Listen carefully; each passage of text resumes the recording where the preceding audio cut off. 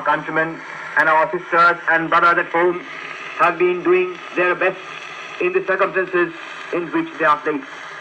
But the enemy is ruthless and desperate, and he is armed to the teeth.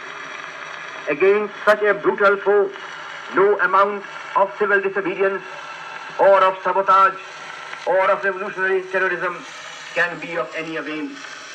If therefore we want to expel British power from India, we have to fight the enemy with his own weapons. The enemy has already drawn the sword. He must therefore be fought with the sword. But it is not possible for our countrymen at home to organize an armed revolution and to fight the British Army of Occupation with modern arms. This is a task which must therefore devolve on Indians living abroad and particularly on Indians living in East Asia.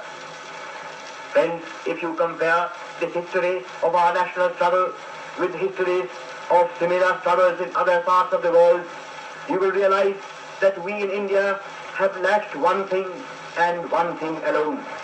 We lack the strength and organization whereby we can meet force with force.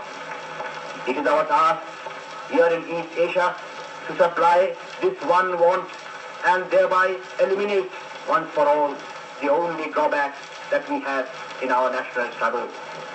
I therefore desire that all able-bodied Indians living in East Asia should volunteer to fight with me for the liberation of our motherland. This is our supreme task and duty, before which no other type of service counts for much.